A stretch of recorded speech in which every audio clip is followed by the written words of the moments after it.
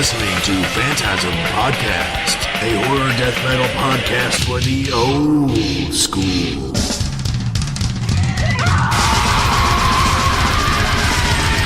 Join your hosts, Corey Gorechrist and Dr. Vincent West, as they stuff horror movie reviews and death metal interviews all in one body bag. Listen on iTunes, subscribe on YouTube, and like on Facebook. And head over to outlandermedia.net for more. This is Mallika from Abnormality, and you're listening to Phantasm Podcast. Phantasm.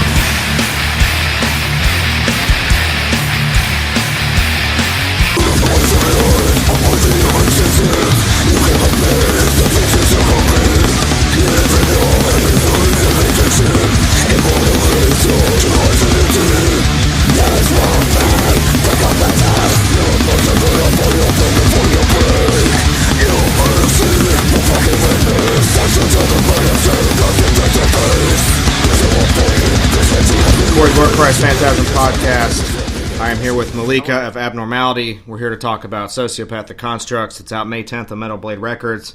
Mallika, how are you? I'm doing good. How are you doing? Awesome. If you don't care, I'd like to do a track-by-track of the record if you're into it. Okay, great. Awesome. First song is Monarch Alpha. So let's talk a little bit about that. Lyrical content, all the good stuff. Okay, it's a sequel to an older song of ours, Monarch Omega. I'm not sure if you are familiar with that one, but It was our first music video back in 2012. It's way back. Contaminating the Hive Mind was the album. So it's about like a mind-controlled assassin, kind of like Jason Bourne. Hell yeah. Yeah. So it's like, kind of like a fantasy, but based on some conspiracy theories, like about MK Ultra, some secret CIA programs. You know the deal. Yeah, we're getting into the interesting stuff now. That's good. Yeah, it's always that's pretty brutal, actually, when you really get into that. Yeah, this is one of the most vocally heavy songs for me. It was like really tricky and nice. There's just like no breaks at all. You're just growling a million words a second. That's what we like to hear. It's good stuff. Yeah. All right. Start the album off with a punch. Damn right. All right. That's fucking awesome. So Monarch Alpha, you guys are in for a ripping opening track, as if we expected any different from Abnormality, but that's exciting. Number 2, Penance. Yep. This one we had some guest vocals on it. Cheney from Entheos. Oh, wow. Guest vocals. Yeah. So it's pretty cool.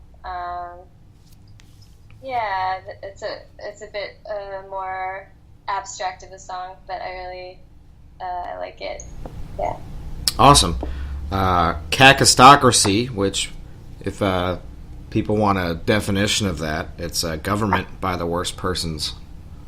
Yeah. People, government ran by... People. Yeah, ran by incompetent. Sounds a little bit familiar. Yeah, I mean, I wonder what that one's about. Yeah. So a little political on this one? Yes, it's typical for us, actually. But right. Yes, some fantasy stories on here, some modern political commentary. Right. But Very... always full of aggression. Anger. We tap into the anger. Yeah, so we have a lot to be angry about these days, so it's nice to have Abnormality around to channel that, so we can just hear some sick blast beats and some death growls, so it's nice to get away to... Help us all vent. Damn right, yeah. Yeah, we need it. Of our government. the circus that it is.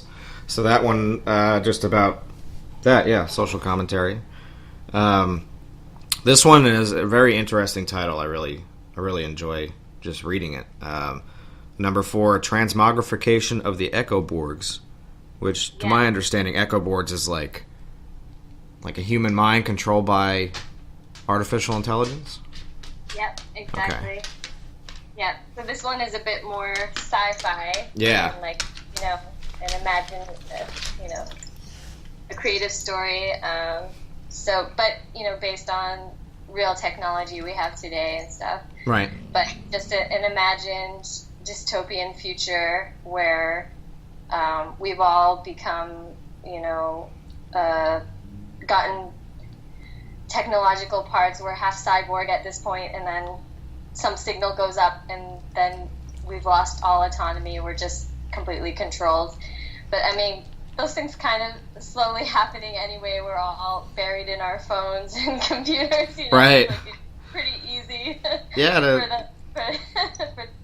For us to kind of,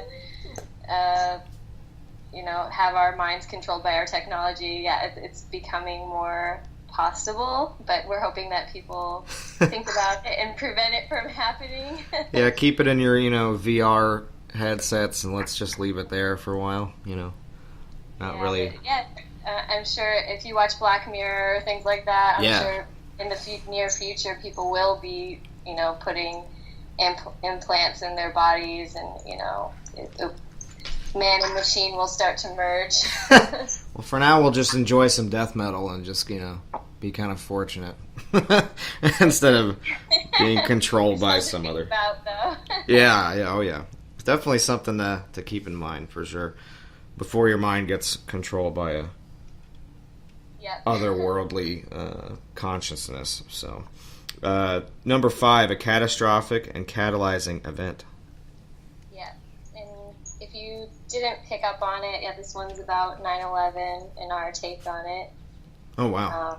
But yeah, it's definitely something that impacted us a lot, it's like every American, I'm sure. But yeah, we question the official story. There's a lot of conspiracy theories out there, and right. We're not afraid to consider those and think about the big picture, what happened after 9/11 too, all those wars and what the motivations were behind them. So right. That's what that's about. Yeah. I think it's crazy that they're considered conspiracies because it's so obvious and out in the open what really happened, but people I think are just too afraid to admit that the government's capable, because at that time people really trusted the government then, Yeah. Yeah, definitely there's been a shift since then when some blatant lies were shown, and there were no weapons of mass destruction in Iraq. No, they kind of just we never apologized about that. You just read the 9/11 Commission report, and they basically admitted in there, and I mean it's public, so. Exactly. But it's just kind of hushed and right. Hushed or covered up. The brushed under the rug, yeah. And I'm a New Yorker, so that was, pretty difficult to see that happen. And growing up, seeing the World Trade Center all the time, just over the river, and then. Yeah, we're from Massachusetts, so pretty close. Okay, yeah. Can't imagine being in New York, but yeah, everything was shut down in Boston too. They were afraid that we were going to get attacked that day. Yeah, and just watching it on the news live, it was just crazy. Yeah, it's traumatic for all of us, Yeah. Yeah. So, but we don't want to take the fear and have it control our actions or what our country does. We shouldn't be motivated by fear. We should think clearly about what we're doing, because right. If we're going to war under false pretenses, we're creating future terrorists, people that are going to hate us. It doesn't help the situation. Right. Yeah. Anyway, I didn't mean to go on a rant there. No, that's amazing. It's definitely something to keep in mind and to talk about, and don't get too political on the podcast, but it's nice to have that conversation, Yeah, exactly. Usually we talk about horror movies. We're curious of your feelings about it. There's definitely, a lot to discuss about that, and we're not afraid to have a friendly debate with people who have different opinions from us too. Of course, yeah. Some people are just like, nah, you're crazy, that didn't happen. I was like, okay. That's fine, man. Someone crazy, just simply dismisses any, possibility of an intelligent conversation, Right. I think it's wrong to blindly trust your government, but, that's how we get regimes like the Nazi Germany. Yeah, right. You know, the whole nationalism and the patriotism thing. You know, it's easy to fall into because people tell you that you're not, you know, you're un-American if you don't support this and that and all this stuff. But you know, it's like we're all living an equal opportunity. So, you know, just remember that it's about the individual, not an overall thing. You know, like your flag or your country. It's about you, the individual, and what you can do for yourself and the people around you. You know. And to love your country is to want it not to fall into tyranny. You know, the founding fathers of the country wanted to prevent that from happening. Exactly. So you're a true patriot if you try to spread the truth and try to make your government the best it can be. You know, voting and running for government and trying to prevent corruption or fight corruption. Yeah, because you know they made the whole thing so they knew what was dangerous and what wasn't when they were, you know, crowning the Declaration and all that stuff. You know, they knew what needed to be set in motion for things not to happen, and then of course people kind of forget, and then you amend and you do all the things you do to change things. But you know, people stay strong out there, and you know. Yeah, but I'm glad a lot of people are caring more today. It got so bad that more people care and are trying to do something about it, and you know. Yeah. Also, so I have hope for the future. The government and the news outlets are just slipping anyway, because there's just no way to contain how ridiculous everything is now. I mean, people don't really need a whole lot of evidence at this point to wake up, because they kind of just been doing it out in the open for so long when people didn't really pay attention. But now that people are, they just don't know what to do. They're like, yeah, I guess we're just going to fuck up right in plain sight every day, and people are going to be mad about it. So. Yeah, I guess they just had to get so bad or just affect people so directly where they started to care and do something about it. But yeah, I mean, like Edward Snowden, for instance, like not enough happened after all that. Right. Yeah, the whole WikiLeaks thing, you know, people. Yeah. But yeah, awesome political interlude here. Getting back into the album here, we'll go to Aeternum, number 6. Yeah, that one's an instrumental track. Awesome. So, yeah, not a lot to say lyrically, but yeah, that one was the brainchild of Jeremy. So yeah, pretty dark track and kind of offsets the other songs, just with some more like atmosphere and stuff. Awesome.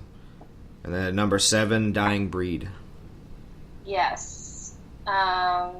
This one is about Kaczynski, the Unabomber. Yeah, okay. Yeah, like, actually his story is really interesting if you look into it, and there was like a TV series recently that was pretty interesting about him, which, you know, I got some inspiration from.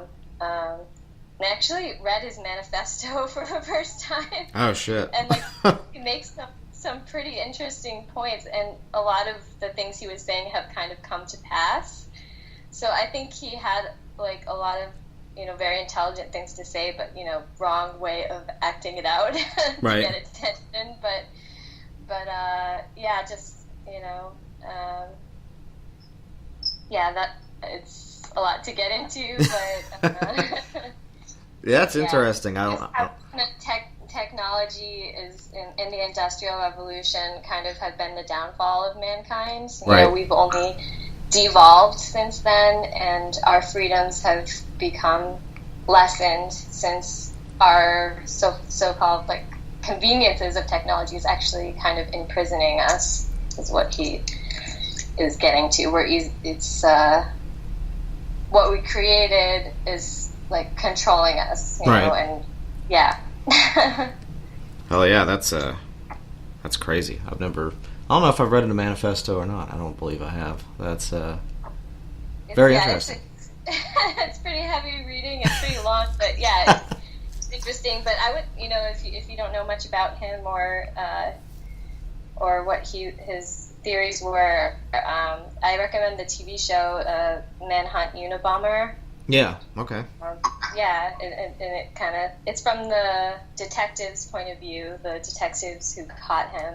Nice.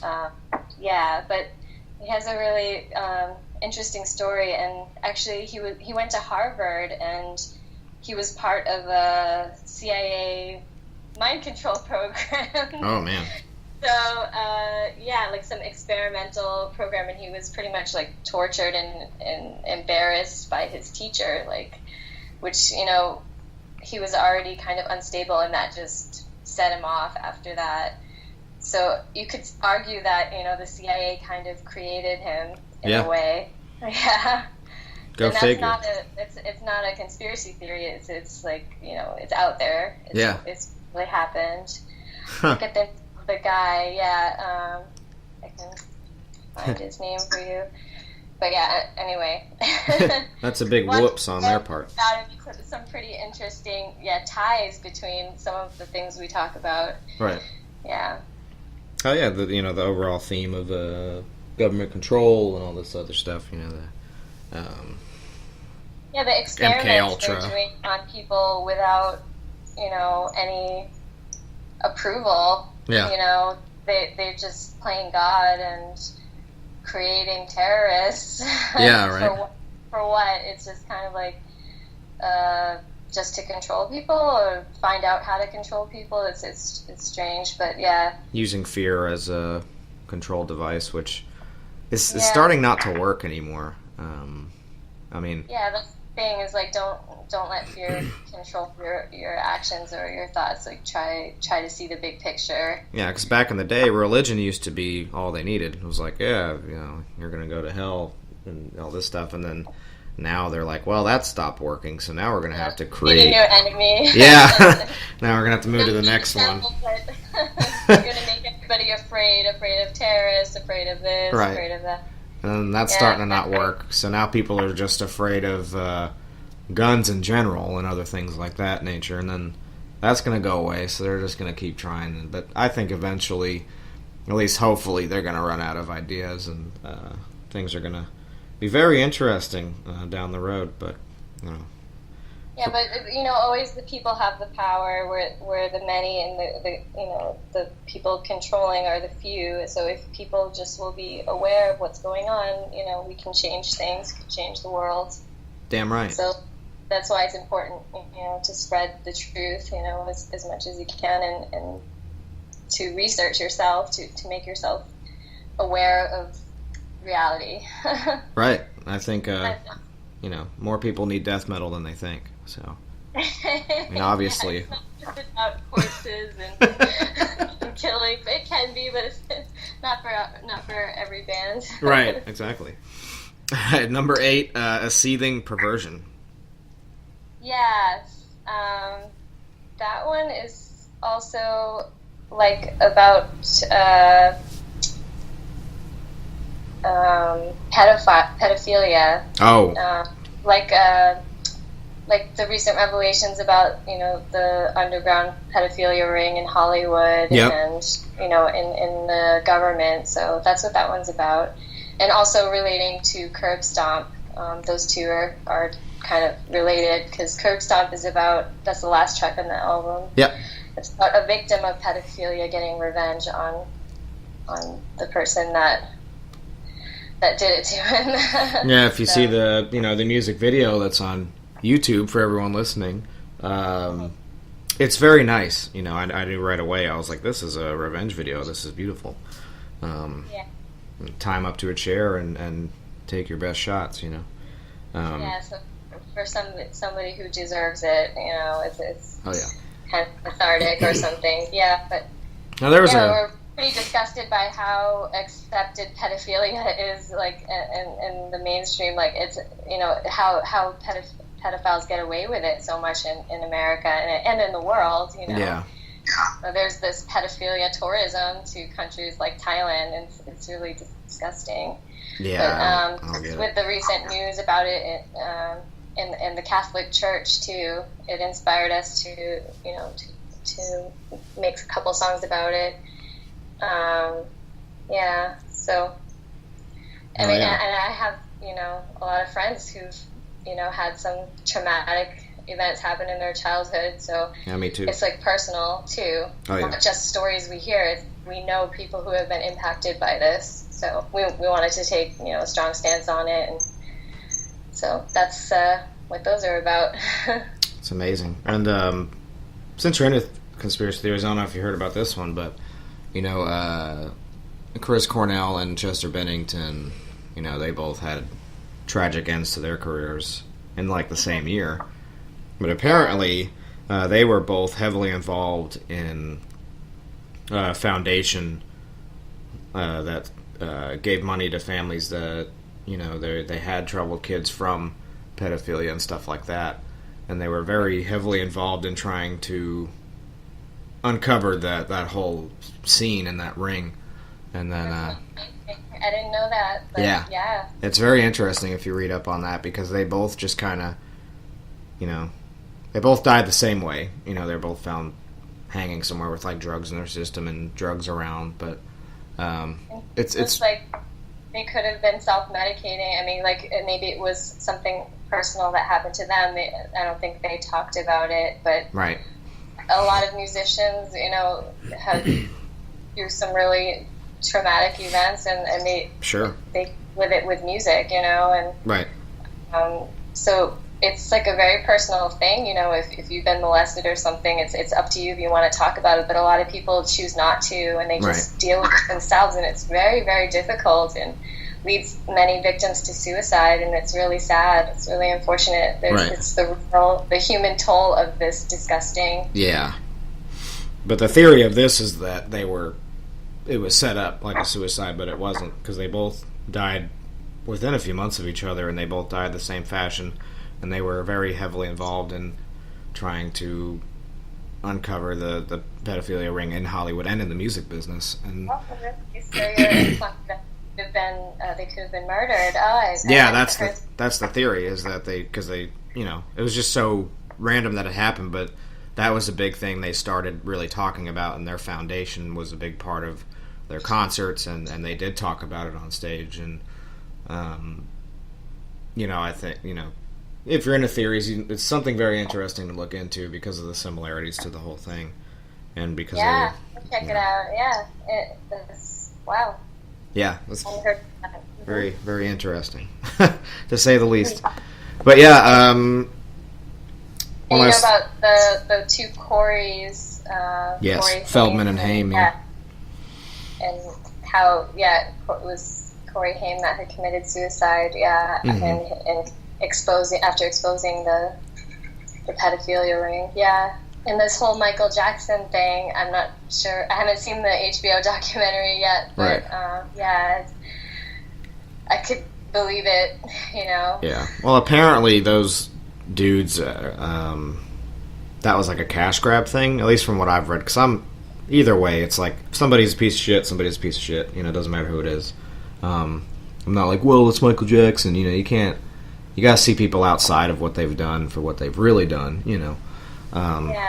That's the problem, is we take celebrities and we raise them on a pedestal, and we don't hold them accountable for their actions, like Bill Cosby. Right, yeah, they get away with all this terrible stuff. And it sucks, because you grew up maybe watching a stand-up and you think he's hilarious, and it's like, oh, I love Bill Cosby, but then when you find out about it, it's hard to understand that whole time, you just didn't know that person like that, but it's like, he's a celebrity, I'm not going to know that person unless I know that, So it's kind of hard for people to understand things like that, but once you figure that stuff out, you gotta have some morals and vices. You can't unsee it, so we definitely need to protect victims and believe victims. And with Harvey Weinstein and the Me Too movement too, it's awful. Exposed that we have this system where the powerful get away with this, and we need to change that. Oh yeah, and it's hard to watch stuff because he produced like everything in the 90s and the early 2000s, so it's like when you see his name, it's just like ugh, Yeah, and I mean that's what sexual violence and pedophilia are about. It's like about having power over people, and they get off on that, and it's really disgusting. Yeah, so I hope that more people's eyes are open to this, and that we can change what's going on. Yeah, definitely. And, people just need to be human and then maybe listen to people, because a lot of times people instantly just don't believe somebody when they say something like that. And it's like, most people are not going to lie about it. You have some that try to get other people in trouble, but that's a very rare instance and almost is never the case. So if you look at statistics, it's a very small percentage of someone making up a story for some reason. It's 99% of the time they're telling the truth. They don't have something to gain. It's not exactly. It's not a great story to tell. It doesn't. No, it's very humiliating, and it's hard to do. And normal people that haven't had any kind of trauma like that don't really understand that. But yeah, it's very, very strong subject. But the last two tracks of Sociopathic Constructs, pretty deep stuff. But the last track is a nice little revenge story, so that's nice. Yeah. Appreciate that. It feels good when the victim gets revenge. And, damn right. And the asshole gets what's coming to him. The lyrics themselves aren't specifically about the Catholic Church, but in the music video we made it about that. Hell yeah. But yeah. So you like the album? You listen to it? I've heard a few of the tracks. What can I say? It's heavy as shit, and that's the kind of stuff we like a fast and heavy, and you got your grooves in there too. It's pretty brutal, and you guys are fucking awesome. It's been, this is one of the top of my list bands to have on to talk to you, so I appreciate your time and everything. This has been fucking awesome. So, and thank you. It's a pleasure. Yeah, and it's been a great conversation. Oh yeah, and one more thing. Are you like a horror movie fan? You more sci-fi? Yeah, I like both genres, especially sci-fi, but I delve into the horror. And my husband is a big horror fan, and he owns a couple horror movie bars. And oh, wow, that's amazing. Yeah. So, yeah, I'm exposed to a lot of it. Well, what's the horror movie bars? It's called Nightmare Prague Horror Bar. And there's 2 locations. I'm a bigger fan of the 80s horror movies. Us too. We're old school. Yeah. What's some of your favorite ones? Some of your go-to titles? Like Dead Alive. Oh yeah. Dead Alive, like Brain Dead. Yep. Old Peter Jackson. That's my absolute favorite. Yeah, Peter Jackson, exactly. Oh yeah. You wouldn't think right. if you only saw Lord of the Rings, you wouldn't know. It's such a great. It's like horror comedy. In the 80s, it's just amazing. I love it so much. Have you seen Bad Taste? Bad Taste? No, I haven't seen that one. That's also Peter Jackson. He did that before Dead Alive, and it's aliens, but it's just as goofy. I'm gonna check that out. You're gonna love it. It's and then, ridiculous. Evil Dead, and I just watched Ash vs. Evil Dead TV show. It's so brilliant. It's a really good show. Yeah, it's hysterical. Yeah. A lot of gore, and it's always humor and horror is like the best mix. I love it. Yeah, you gotta laugh, and then you gotta just be like, "Oh shit, that was crazy." Just so disgusting. Just bringing the level up. Yeah. The more mean.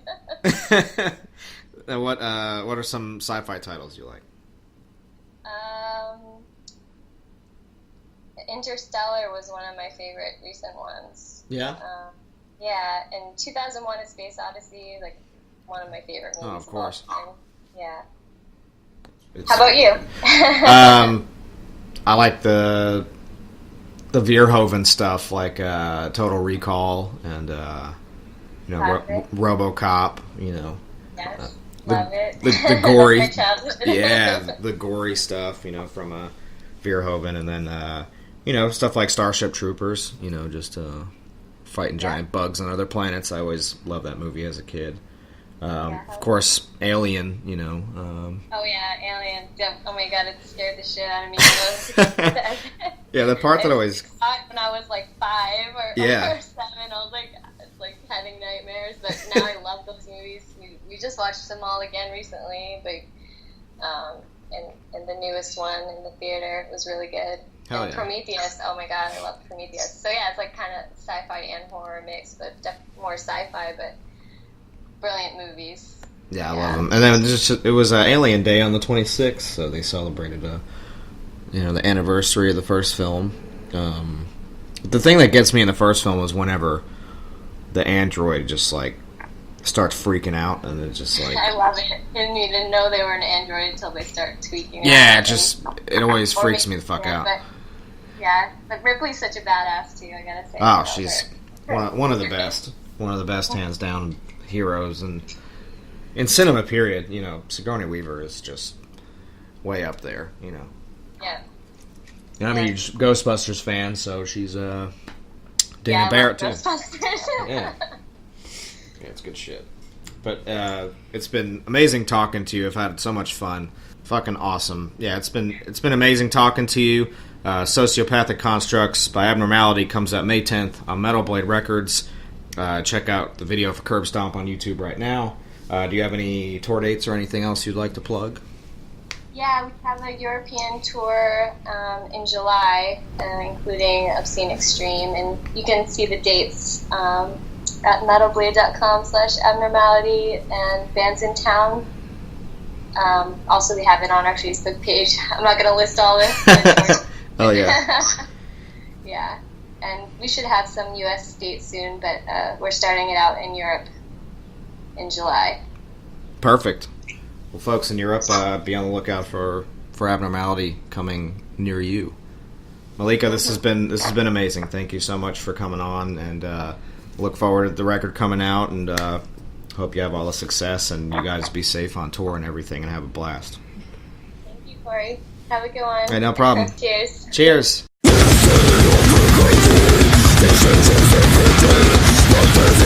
is